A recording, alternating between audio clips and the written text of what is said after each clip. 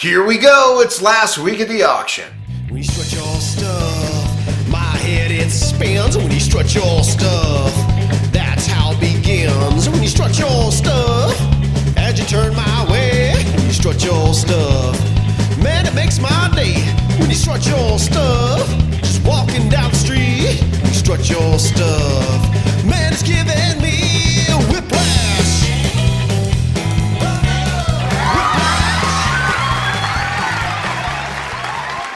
Welcome back, my friends. I got another amazing episode of Last Week at the Auction. It's America's favorite top 10 list of auction results from around the globe. And I'm your host, Josh Levine.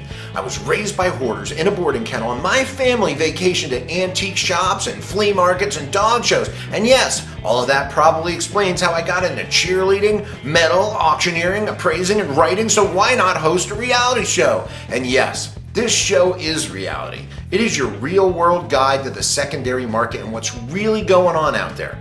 At least out there in the resale world. You can learn so much from auctions and their results. I know it's a fascinating subculture, and it's one I truly love, and I bet you will too. So, if you want to know more about what stuff is really worth and why, I got you. If you want to know what to look for when you're out yard sailing and hitting the thrift stores, I got you. You want to know some seriously strange things people collect? I got you too. For many of you, this is a whole new world, but I tell you, this is going on every day and just under your nose. Auctions are everywhere. The secondhand buying and reselling of stuff is everywhere. But be warned, once you enter this world, you may never look at things the same way again.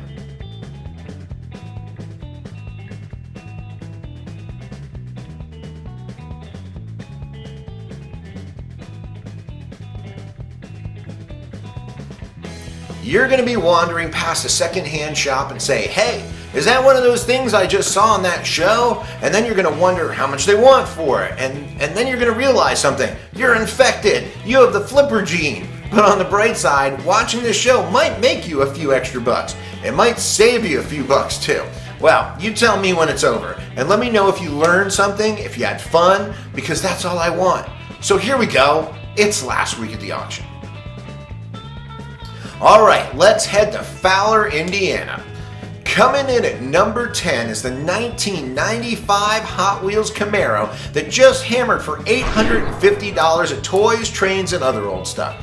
This auction house often features toys, but I bet you guessed that from their name. Well, one thing I can tell you is when you want to know what's going on with toys, I watch Wiley's Sales. I believe they have several Hot Wheels records as well, too.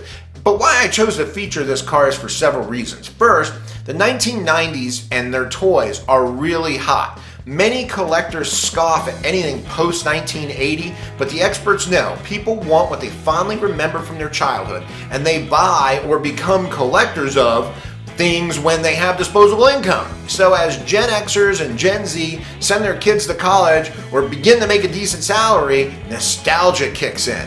And second, this was a mint carded version, meaning an unopened package, and collectors will pay a premium for that. Note, even the condition of the outer package is important. They're grading that these days, and it's super important to serious collectors.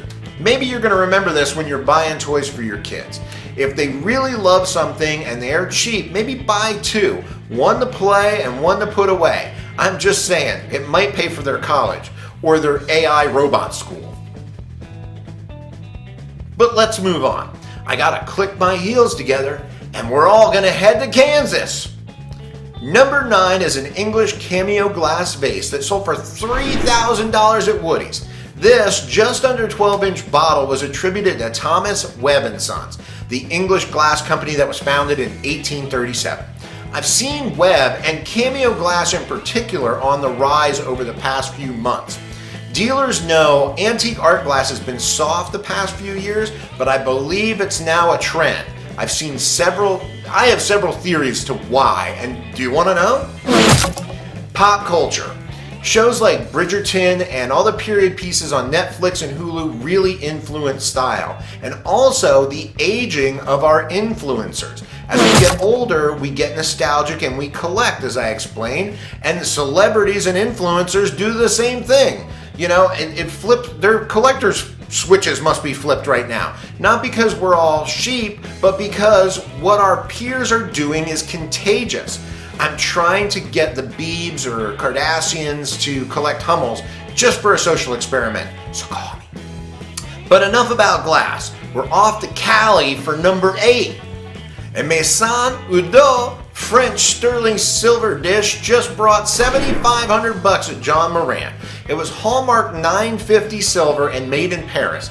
It was 19 inches and a covered server, but it illustrates so many things. Know your marks and don't base your price on melt values alone. First, French silver hallmarks are often missed. People just assume most of these marks are silver plate because they don't know. So if you don't know and you're not sure, ask an expert. It's the difference of $100 or $7,500. But second is something I often talk about. People often sell their silver or gold strictly based on the weight. Even several jewelers I know do, believing there is no demand beyond the metal content. And I know it's true in many cases, but there are several cases where it's not. The makers, the designers, and the patterns all really matter. I don't want you to leave money on the table. This piece, for example, was 130 troy ounces. So at a 95% purity, it'd be worth $3,475.29 to an essayer today. That would leave $4,000 on the table. Have I made my point? Good. So let's stay in LA for this one. Number 7 is a lacquered wood attendant as it was billed that brought $22,500 at Abel's. This 42-inch tall seated carved hardwood statue illustrates what I keep saying. The global emerging market means more collectors and more buyers with disposable income looking for their passion. And many of these antiques come from the Orient. They were brought back as souvenirs and sold to the West after the war, conflict, post-World War II, and the People's Revolution, the Korean conflict. Now there's enormous demand, and auctions love demand. This piece had a $400 to $600 estimate from a very reputable auction house and their experts, but no one can predict an auction's power and performance when the demand and scarcity is there. I just keep saying too, Chinese antiques are hot, but it's really most things Asian. Keep your eyes peeled. All right, let's head to Jersey because my ship just came in.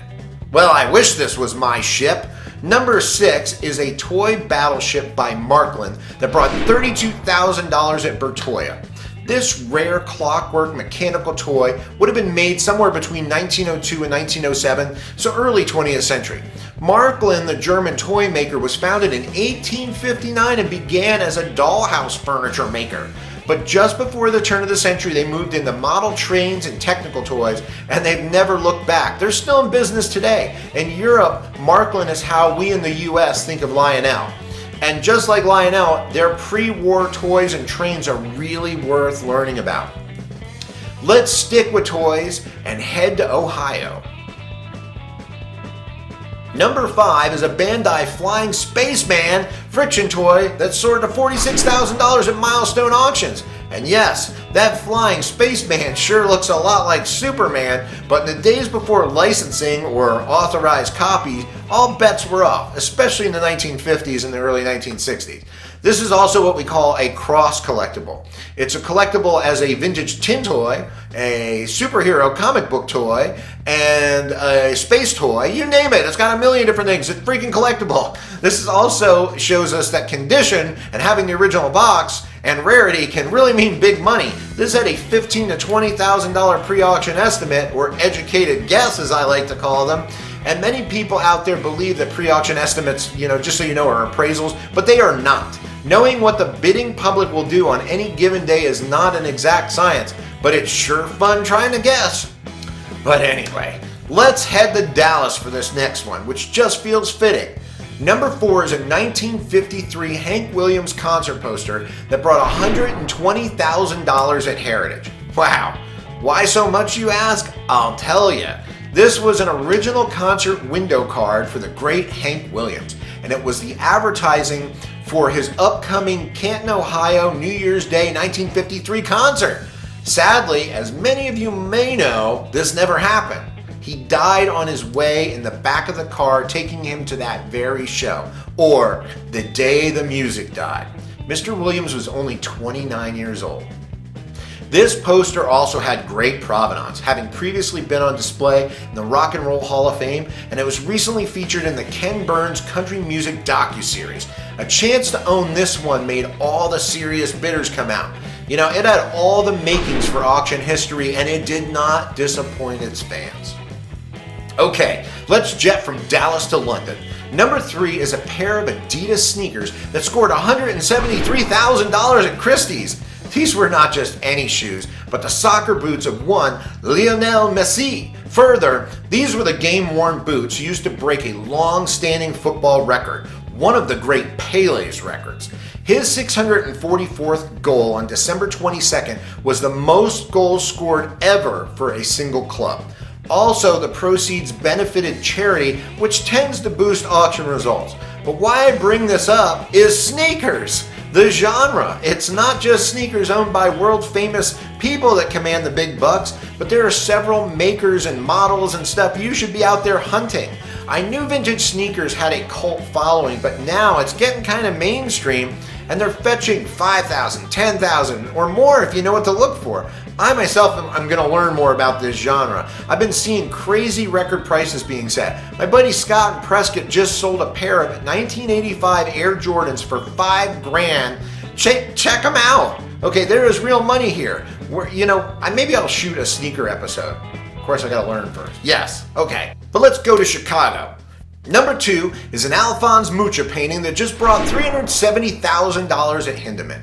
Again, that's about $300,000 over the pre-auction estimate. And this 1920 30 by 25 inch beauty was authenticated by the Mucha Foundation and had most recently been here in a collection in Scottsdale, Arizona. Not a household name, but you may recognize Mucha's work as an illustrator and graphic artist. If you know Art Nouveau, you know Mucha's work. The turn of the century featured his art on everything: champagne bottles, magazine covers, cigarette packs, calendar toppers, travel and movie posters. Yes, that's pretty rock star for any artist. In fact, several of his posters can fetch $10,000 plus. This period poster just sold for $42,000 at an auction in Florida. And while I'm at it, other original posters from other artists can be of considerable value as well. Just another tip and something to keep your eyes out for. Period posters. But let's keep with art and illustration and head back to Dallas. Number 1 this week is original art from a Saturday Evening Post cover that brought $3,450,000 at Heritage. And no, it was not Norman Rockwell. See, smarty pants? Oh wait, I thought it was Norman Rockwell too. But it was Joseph Christian Leyendecker. To most, not a household name, but a principal figure in the golden age of illustration, that is for sure. His Arrow Collar Man is said to have defined the dress and everyday activewear for the pre-war generation. And with over 300 covers to his credit, he and the Saturday Evening Post revolutionized modern magazine design. His influence on Norman Rockwell is obvious. I also wanted to mention that after $3.4 million, you might want to keep an eye out for original magazine illustrations. It may be a dying art, heck, it might be dead, but all the more reason to keep an eye out. There will be demand in collectors for several reasons and for years to come. Nostalgia and reverence will be felt no matter where the future of art is headed. I am Josh Levine and we made it. That was last week at the auction. Next week, I'll have more from last week or this week at the auction. I think that's right. Until we stream again, my friends. My head it spins when you stretch your stuff.